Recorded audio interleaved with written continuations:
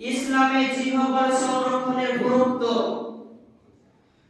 সম্মানীয় উপস্থিতি, সর্বপ্রথম আমাদের জানতে হবে জিহ্বার সংরক্ষণ বলতে কি বোঝায়। জিহ্বার সংরক্ষণ বলতে অসার অশ্লীল কথাবার্তা, নিন্দা পরনিন্দা পরচর্চা ইত্যাদি হারাম যত রকমের খারাপ কথাবার্তা আছে, যেই সব কথাবার্তা আমাদের জবান আমাদের মুখ থেকে বের হয়, এই সব হারাম কথাবার্তা থেকে আমাদের জিহ্বাকে রক্ষা করতে হবে। আর এটাই হলো জিহ্বার সংরক্ষণ।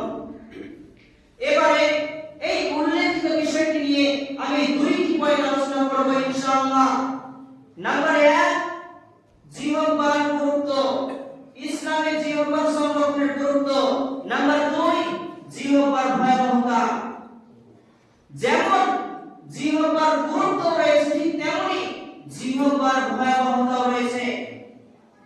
কেননা এই জিহ্বার মাধ্যমে মানুষ জান্নাতে যাবে, এই জিহ্বার মাধ্যমে মানুষ জাহান্নামে যাবে।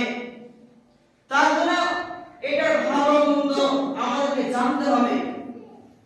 ইসলামে জিহ্বার সংরক্ষণের গুরুত্ব রয়েছে অপরিসীম, অর্থাৎ যার কোনো শেষ নেই। অপরিসীম মানুষ যার কোনো শেষ নেই। একজন জিহ্বা হলো আল্লাহ রাব্বুল আলামিনের একটি বড় নিয়ামত, যা একজন মুমিনের মুখ থেকে বেরিয়ে আসা প্রতিটি কথা, প্রতিটি বাক্য, যত রকমের কথা আমাদের মুখ থেকে বেরিয়ে আসে আল্লাহ রাব্বুল আলামিনের কাছে অতি বড় মূল্যবান। কিন্তু এইখানে কাজের কথা বলছেন যে একজন মুমিনের মুখ থেকে, মানে সকলের জন্য নয়, শুধুমাত্র মুমিনের মুখ থেকে যে কথাগুলো বেরিয়ে আসবে আল্লাহ রাব্বুল আলামিনের কাছে অতি বড় মূল্যবান। কিন্তু এখানে সকলের কথা বলেনি, কারণ আমরা কেউ মুমিন আছি, কেউ মুমিন নাও হতে পারি, হয়তো আমাদের সকলের ঈমান নেই। তার জন্য বলছেন যে একজন মুমিনের মুখ থেকে বেরিয়ে আসা প্রতিটি কথা, প্রতিটি বাক্য আল্লাহ রাব্বুল আলামিনের কাছে অতি বড় মূল্যবান।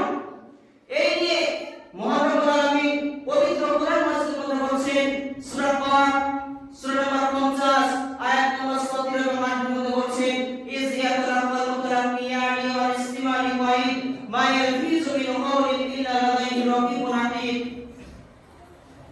মানুষের ডানে ও বামে এই দুই কাঁধের মধ্যে আল্লাহ রাব্বুল আলামিন দুইটি ফেরেশতা নিযুক্ত করেছেন, যা বান্দার সমস্ত আমল সমূহ লিপিবদ্ধ করতে থাকে।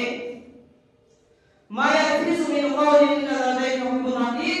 এবারে এই আয়াতের মধ্যে বলছেন, মানুষ যে কথাটাই উচ্চারণ করে, মানুষ যে কথাটাই বলতে চায়, আল্লাহ রাব্বুল আলামিনের দুইজন পাহাড়দার ফেরেশতা তারা লিপিবদ্ধ করতে থাকে।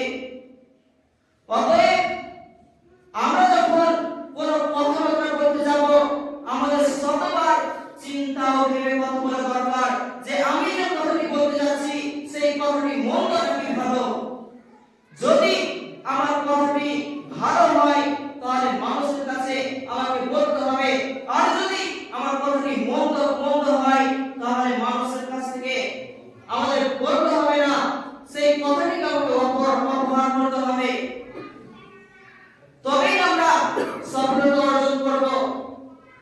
কিন্তু এই কথাবার্তার কারণে আমরা যে কথাবার্তা বলি না কেন, আমি যে আপনাদের সামনে এখন যে কথাবার্তা বলছি, এগুলো আল্লাহ রাব্বুল আলামিনের দুইজন ফেরেশতা তারা লিপিবদ্ধ করেছেন।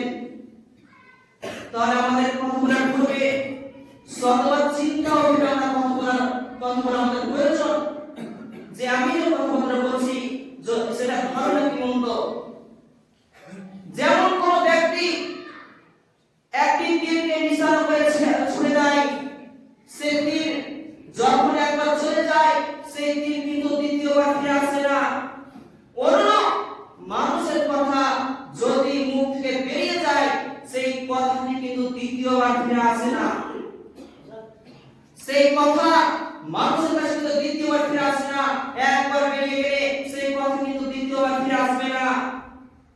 মানুষ যখন তীর নিশানা করে ছুড়ে, সে মনে করে আমাকে ঠিক জায়গায় আমাকে তীরটি আমাকে ছাড়তে হবে, তবেই না আমি সাকসেস হব। তো আপনাকে অন্য সেই রকম করতে হবে যে আমি যে কথাগুলো বলতে যাচ্ছি সেই কথাগুলো যেন গিয়ে পৌঁছায়। আমাদের প্রতিটি কথা মানুষের যেন সঠিক জায়গায় গিয়ে পৌঁছায়। এবারে হাদিসের মধ্যে বলছেন আব্দুল্লাহ ইবনে আব্বাস রাদিয়াল্লাহু তাআলা আনহু, তিনি বলছেন আমি নবী করিম সাল্লাল্লাহু আলাইহি ওয়াসাল্লামকে জিজ্ঞাসা করলাম,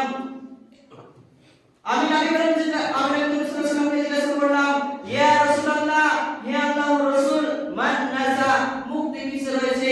নবী করিম সাল্লাল্লাহু আলাইহি ওয়াসাল্লাম উত্তরে বললেন, আমসিক আলাইকা লিসানাক, তুমি তোমার জিহ্বাকে সংযত রেখো। অত্র হাদিস দ্বারা স্পষ্ট প্রমাণিত হয় যে আমরা যদি আমাদের জিহ্বাকে নিয়ন্ত্রণে রাখি, আমাদের জিহ্বাকে যদি আমরা হেফাজতে রাখি, কন্ট্রোলে রাখি, তাহলে এর মধ্যে মুক্তির উপায় রয়েছে। কিন্তু দুর্ভাগ্যবশত আমরা আমাদের জিহ্বাকে হেফাজতে রাখতে পারি না, আমাদের জিহ্বাকে আমরা কন্ট্রোলে রাখতে পারি না। প্রত্যেক কথায় কথায় আমরা গালিগালাজ করে থাকি, প্রত্যেক কথায় কথায় আমরা খারাপ কথাবার্তা বলে থাকি। কিন্তু এই হাদিস থেকে আমরা বুঝতে পারলাম যে আমরা যদি আমাদের জিহ্বাকে সংযত রাখি, তাহলে এর মধ্যে মুক্তির উপায় রয়েছে। রাসূল নবী করিম সাল্লাল্লাহু আলাইহি ওয়াসাল্লাম বলেন, মানুষ যখন সকাল করে তার সমস্ত প্রশ্ন, তার সমস্ত অঙ্গ প্রত্যঙ্গ জিহ্বাকে বিনীত করে অনুরোধ করে বলে, ইত্তাকিল্লাহা ফিনা, তুমি আমাদের ব্যাপারে আল্লাহ তাআলাকে ভয় করো, ফাইন্না নাহনু বিকা, আমরা তোমার সাথে রয়েছি। ইস্তাকামনা, তুমি যদি সোজা পথে থাকো তাহলে আমিও সোজা পথে থাকবো। ওয়াজাজনা, আর তুমি যদি বাঁকা হয়ে যাও তাহলে আমরাও বাঁকা হয়ে যাব। সম্মানীয় উপস্থিতি, জিহ্বার কথাবার্তা শুনে বোঝা যায় যে সে কতটা নির্বোধ, কতটা বুদ্ধিমান, কতটা সভ্য, কতটা অসভ্য। কারণ সে বলছে তুমি যদি সোজা পথে থাকো তাহলে আমিও সোজা পথে থাকবো, আর তুমি যদি বাঁকা পথে চলো আমিও বাঁকা পথেই চলবো। তাহলে আমাদেরকে জিহ্বাকে সংযত রাখতে হবে, হেফাজতে রাখতে হবে।